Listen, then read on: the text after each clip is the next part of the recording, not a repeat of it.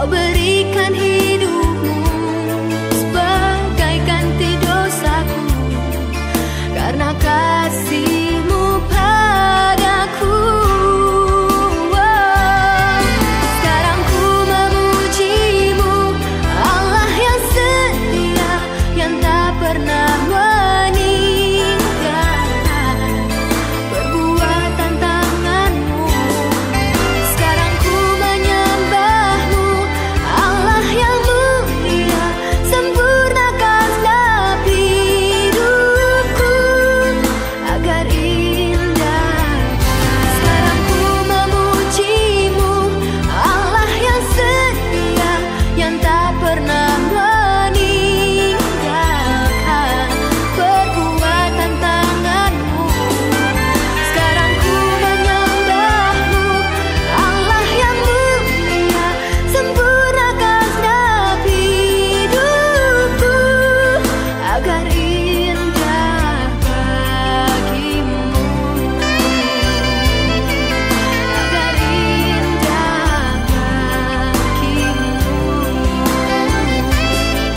agar indah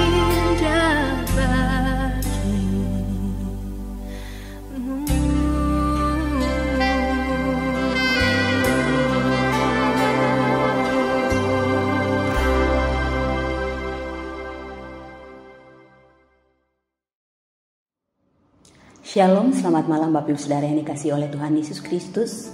Pada malam hari ini kita akan kembali merenungkan firman Tuhan. Namun sebelum kita membaca dan merenungkan firman Tuhan, mari kita satu dalam doa. Mari kita berdoa. Bapa kami yang di surga, Bapa yang kami sembah dalam Tuhan kami Yesus Kristus, sungguh hati kami bersyukur oleh karena kasih-Mu, kebaikan-Mu, kesetiaan-Mu tiada pernah berkesudahan di dalam kehidupan kami. Bersyukur juga Tuhan ada waktu bagi kami untuk kami boleh bersama-sama mendengarkan kebenaran firman Tuhan pada malam hari ini. Berkati hamba-Mu, berkati juga umat-Mu yang mengikuti atau mendengarkan renungan dari rumah. Dalam Kristus Yesus, Tuhan dan Juru Selamat kami siap Tuhan untuk mendengarkan firman Tuhan. Amin. Bapak Ibu Saudara yang dikasihi oleh Tuhan Yesus Kristus, pada malam hari ini kita akan bersama-sama merenungkan firman Tuhan dari 1 Samuel pasal yang ke-12 ayat yang ke-24 sampai ayat yang ke-25. Demikianlah firman Tuhan. Hanya takutlah akan Tuhan dan setialah beribadah kepadanya dengan segenap hatimu. Sebab ketahuilah betapa besarnya hal-hal yang dilakukannya di antara kamu. Tetapi jika kamu terus berbuat jahat, maka kamu akan dilenyapkan, baik kamu maupun rajamu itu. Bapak Ibu Saudara yang dikasihi oleh Tuhan Yesus Kristus, tema renungan kita pada malam hari ini adalah setia beribadah kepada Tuhan. Bapak Ibu Saudara, tahukah kita bahwa ujian bagi setiap orang yang mau ikut Tuhan adalah bukan pada awal komitmen orang tersebut atau bukan pada awal komitmen kita untuk percaya pada Tuhan, melainkan bagaimana ketika kita mulai mau hidup ikut Tuhan dan tetap setia ikut Tuhan sampai akhir hidup kita. Kesetiaan kita kepada Tuhan akan teruji bukan pada saat keadaan kita baik, bukan pada saat kita sehat, bukan pada saat doa kita dijawab oleh Tuhan, bukan pada saat keadaan kita aman, nyaman. Semua yang kita harapkan terjadi seperti yang kita harapkan. Namun kesetiaan kita kepada Tuhan akan teruji ketika kita memiliki sakit yang tidak kunjung sembuh, ketika kita memiliki pergumulan yang tiada berujung, ketika keadaan kita tidak aman, tidak nyaman, ketika apa yang terjadi dalam kehidupan kita tidak seperti yang kita harapkan. Disitulah kesetiaan kita kepada Tuhan akan teruji. Apakah kita sungguh setia kepada Tuhan? Apakah kita sungguh bersandar kepada Tuhan? Ataukah kita berubah setia dan kemudian kita meninggalkan Tuhan? Oleh karena itu melalui firman Tuhan pada malam hari ini kita akan kembali diingatkan bagaimana sebagai umat Tuhan yang telah ditebus oleh Tuhan, agar apapun situasi kehidupan kita, hendaknya kita setia beribadah kepada Tuhan dengan segenap hati. Setia yang dimaksudkan di sini adalah bagaimana kita tetap menunjukkan suatu komitmen untuk beribadah kepada Tuhan dengan segenap hati kita, bahkan di saat-saat sulit, bahkan tersulit di dalam kehidupan kita. Bapak Ibu Saudara, bila kita perhatikan di dalam bacaan kita pada hari ini dalam 1 Samuel pasal 12, bila kita perhatikan dari ayat 1 sampai ayat 25, maka di situ merupakan peringatan dan nasihat Samuel kepada bangsa Israel yang mana mereka telah melakukan dosa kepada Tuhan. Apakah dosa yang telah dilakukan bangsa Israel kepada Tuhan? Kalau kita perhatikan di dalam ayat 12 dikatakan bahwa dosa yang mereka perbuat di hadapan Tuhan adalah mereka meminta raja kepada Tuhan. Mengapa hal itu dipandang salah, dipandang sebagai suatu dosa oleh Tuhan? Karena dikatakan bahwa pada waktu itu Tuhan sendiri yang menjadi raja atas mereka. Sehingga kalau mereka menang melawan musuh-musuh mereka, itu karena Tuhanlah yang menjadi raja yang memimpin mereka. Namun di ayat 12 dikatakan bahwa ketika bangsa Israel berhadapan dengan Nahas raja Bani Amon, maka mereka mulai melihat, oh mereka punya raja, kalau kita juga harus punya raja, dan biarlah kita meminta raja kepada Tuhan. Akibatnya Tuhan menghukum mereka. Karena itu mereka meminta kepada Samuel, memohon kepada Samuel agar mendoakan mereka sehingga mereka tidak mati karena dosa yang telah mereka lakukan di hadapan Tuhan. Dalam ayat 20 dan 21 Samuel menasihatkan kepada mereka bahwa sekalipun mereka telah berdosa kepada Tuhan, sekalipun mereka telah melakukan pelanggaran kepada Tuhan, namun janganlah mereka berhenti mengikuti Tuhan. Melainkan Samuel menasehati, beribadahlah kepada Tuhan dengan segenap hatimu. Janganlah menyimpang, janganlah berubah setia untuk mengejar dewa-dewa kesia-siaan, karena mereka tidak dapat menolong engkau. Hanya Tuhanlah penolong sejati. Dialah yang telah menolong kalian sampai saat ini. Karena itu apapun situasi hidup kalian, Samuel menasihatkan jangan berhenti mengikuti Tuhan. Jadi kalau kita perhatikan di sini, Bapak Ibu Saudara, Samuel menasihatkan bahwa sedalam apapun bangsa Israel telah jatuh, Tuhan mengasihi mereka. Ia pengasih, Ia penyayang, Ia panjang sabar dan berlimpah kasih setia. Ia akan mengampuni mereka. Mengapa? 1 Samuel 12 ayat 22 firman Tuhan katakan, sebab Tuhan tidak akan membuang umatnya sebab namanya yang besar. Tuhan pengasih dan penyayang. Ia akan mengampuni umat yang dikasihinya. Jadi yang harus mereka lakukan adalah terus ikut Tuhan, yang ditunjukkan dengan setia beribadah kepada Tuhan dengan segenap hati, bukan setengah hati. Itu yang Tuhan rindukan dalam kehidupan mereka. Oleh karena itu di ayat 1 Samuel 12 ayat 24 dikatakan, hanya takutlah akan Tuhan dan setialah beribadah kepadanya dengan segenap hatimu. Takutlah akan Tuhan dan setialah beribadah kepadanya dengan segenap hatimu. Tetapi jika kamu tetap berbuat jahat, maka kamu akan dilenyapkan, baik kamu maupun rajamu. Suatu peringatan yang begitu tegas, bahwa bila mereka taat, maka Tuhan akan memberkati mereka. Namun ketika mereka tidak mau mendengarkan dan mereka tetap hidup di dalam kejahatan, maka dikatakan bahwa Tuhan akan melenyapkan mereka, baik bangsa Israel maupun raja yang mereka minta kepada Tuhan, yaitu Saul. Bapak Ibu Saudara yang dikasihi oleh Tuhan Yesus Kristus, di sini kita melihat bahwa setiap ketidaksetiaan, ketidaktaatan ada konsekuensinya. Oleh karena itu sebagai orang percaya yang telah diselamatkan oleh Tuhan, mari kita belajar untuk sesulit apapun keadaan kita, janganlah kita berubah setia kepada Tuhan. Sesulit apapun keadaan kita, mari kita tetap pandang kepada Kristus yang sudah mengasihi kita, yang sudah mati untuk menyelamatkan kita dari hukuman yang kekal. Bapak Ibu Saudara yang dikasihi oleh Tuhan Yesus Kristus, dari bagian firman Tuhan yang kita juga diingatkan bahwa kasih Allah lebih besar dari keberdosaan kita. Dan ketika kita bertobat, maka Tuhan akan memulihkan kita. Yang Tuhan rindukan adalah pertobatan sejati dari umat yang dikasihinya, yang dinyatakan di dalam ketaatan, di dalam kasih, di dalam kesetiaan kepada Tuhan dengan sungguh-sungguh. Bapak Ibu Saudara yang dikasihi oleh Tuhan, bagi Tuhan kesetiaan itu lebih penting dari prestasi apapun yang kita raih di dalam kehidupan kita.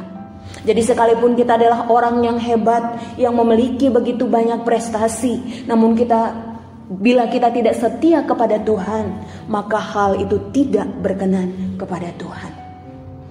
Bapak Ibu Saudaraku yang dikasihi oleh Tuhan Yesus Kristus, di tengah pandemi COVID-19 ini, kesetiaan kita kepada Tuhan akan teruji. Karena pandemi, maka ibadah yang seharusnya on-site atau seharusnya kita ibadah di gereja, kita akhirnya ibadah secara online dari rumah masing-masing. Pertanyaannya adalah berapa banyak dari kita yang sungguh mengikuti ibadah online dengan tertib, dengan tepat waktu, serta mempersiapkan hati dan diri kita selayaknya kita ibadah di gereja.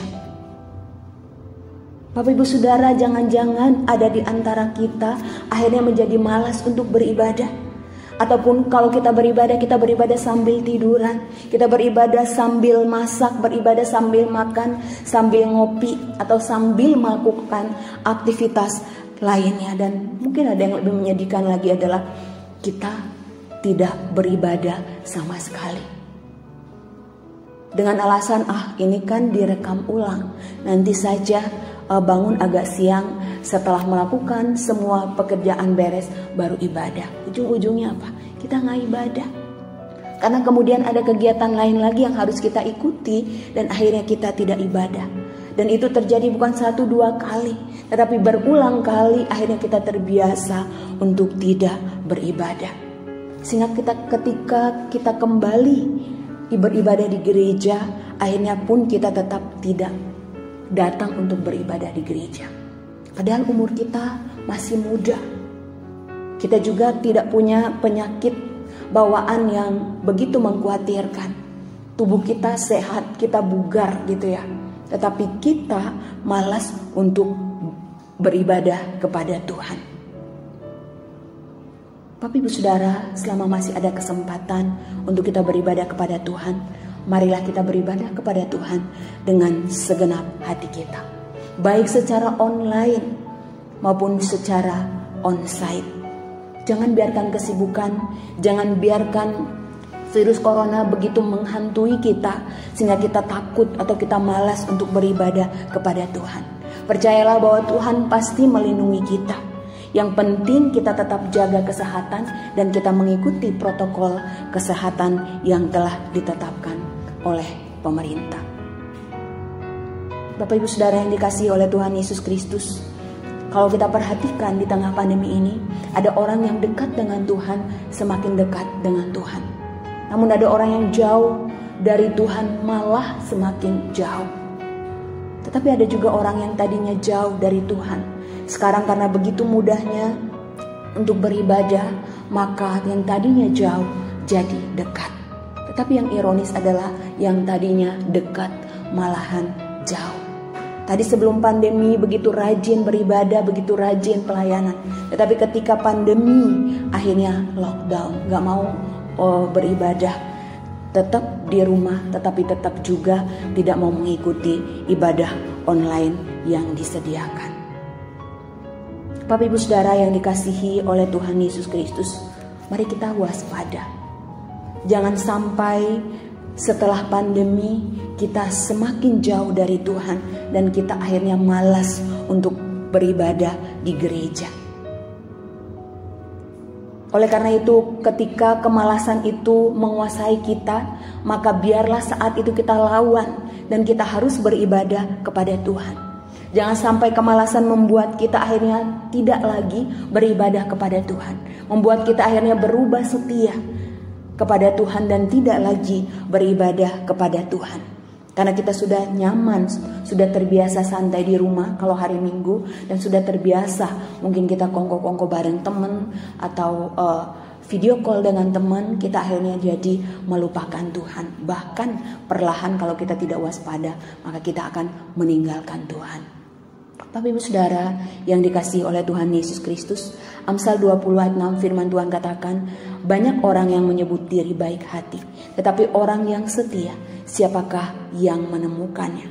Hal ini menunjukkan kepada kita bahwa orang yang baik itu banyak, tetapi orang yang setia sangat sulit untuk didapatkan. Namun inilah yang Tuhan inginkan dari kita umatnya, yakni sifat yang setia. Dan Kristus telah memberikan kita teladan bagaimana ia setia sampai akhir. Dan kita sebagai orang-orang yang telah ditebus oleh Kristus, hendaknya kita meneladani kesetiaan Kristus di dalam seluruh kehidupan kita. Bapak Ibu Saudara yang dikasihi oleh Tuhan Yesus Kristus, dalam sebuah artikel yang saya baca dikatakan bahwa pada suatu hari ada orang yang datang menemui Mother Teresa dan mengatakan, Mother, selama ini Mother hanya melayani di kota ini saja, padahal kota ini yang dimaksud adalah di Kalkuta. Padahal di luar Kalkuta itu masih banyak orang yang harus ditolong, banyak orang yang menderita, banyak orang yang sakit yang harus dirawat. Apakah Mother Teresa tidak takut kalau Mother Teresa akan menjadi orang yang gagal? Kemudian Mother Teresa menjawab orang tersebut. Mother Teresa berkata, aku dipanggil bukan untuk menjadi orang yang berhasil, namun aku dipanggil untuk menjadi orang yang setia. Dari apa yang dikatakan oleh Mother Teresa ini mengingatkan kita bahwa kesetiaan adalah panggilan hidup orang percaya. Karena itu Samuel katakan, hanya takutlah akan Tuhan dan setialah beribadah kepadanya dengan segenap hatimu. Sebab ketahuilah betapa besarnya hal-hal yang dilakukannya di antara kamu. Dan Pengkhotbah 12 ayat 13-14 firman Tuhan katakan, akhir kata dari segala yang didengar ialah takutlah akan Allah dan berpeganglah pada perintahnya, karena ini adalah kewajiban setiap orang. Karena Allah akan membawa setiap perbuatan kita ke pengadilan yang berlaku atas segala sesuatu yang tersembunyi, entah itu jahat, entah itu baik. Bapak Ibu Saudara, kalau kita masih diberi kesempatan oleh Tuhan untuk kita beribadah kepada Tuhan, maka gunakanlah setiap kesempatan yang ada untuk kita beribadah kepada Tuhan dengan segenap hati kita. Karena berulang kali saya katakan kepada kita, dan saya juga mengingatkan diri saya sendiri bahwa ada saatnya ketika kita rindu untuk beribadah bersama di gereja, ataupun mungkin kita rindu untuk bisa menyaksikan ibadah secara online, kita sudah tidak bisa. Bisa jadi karena sakit yang membuat kita tidak berdaya, sehingga kita tidak dapat beribadah dengan baik. Maka selama masih ada waktu, selama kita sehat, selama masih ada kesempatan, marilah kita setia beribadah kepada Tuhan dengan segenap hati. Bapak Ibu Saudara yang dikasihi Tuhan, mari sejenak kita merenungkan kembali akan betapa besar kasih Allah yang sudah Allah dalam kehidupan kita. Akan betapa besar kesetiaan Allah dan apa yang sudah Allah perbuat di dalam kehidupan kita. Pengorbanannya untuk menyelamatkan kita. Kasihnya yang nyatakan di Kalvari untuk menyelamatkan kita. Biarlah kasihnya mendorong kita untuk semakin mengasihinya, semakin hidup dalam ketaatan dan kesetiaan kepada Tuhan dengan segenap hati kita, yang kita wujudkan di dalam hidup yang memuliakan Tuhan dan menjadi berkat di dalam seluruh kehidupan kita. Amin. Tuhan memberkati. Mari kita berdoa. Bapa, kami datang di hadapan hadirat-Mu. Kami bersyukur untuk firman-Mu pada malam hari ini. Ampuni kami Tuhan jika karena banyak pergumulan yang kami hadapi di dalam kehidupan kami, ada kalanya membuat kami bukan semakin dekat kepada Engkau, tapi semakin jauh. Namun firman-Mu mengingatkan kami bahwa sebagai umat yang telah ditebus oleh Tuhan, seharusnya apapun situasi hidup yang kami hadapi saat ini, membawa kami untuk semakin dekat kepada Tuhan dan setia beribadah kepada Engkau dengan segenap hati kami.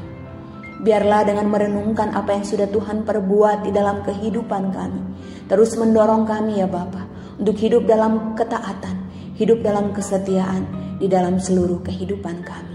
Berkatilah kami semua, jemaat-Mu Gereja Kristus Tanjung Karang, agar hari demi hari ya Tuhan, kami terus bertumbuh di dalam pengenalan akan Tuhan. Berkati umat-Mu yang sedang dalam pergumulan, baik dalam rumah tangga, baik dalam studi anak-anak, dalam pekerjaan, dalam usaha, dalam kesehatan yang saat ini Tuhan izinkan mengalami sakit. Biarlah Tuhan Engkau yang membawa setiap kami untuk hidup bersandar penuh kepada Engkau ya Bapa.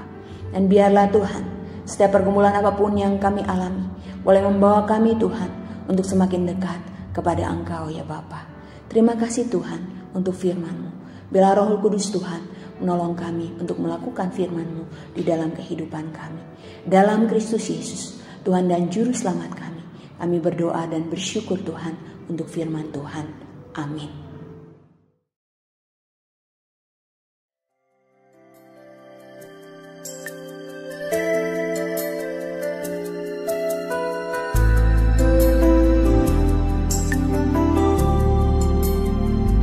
Selidiki aku, lihat hatiku, apakah ku sungguh mengasihi-Mu, Yesus, Kau yang Maha Tahu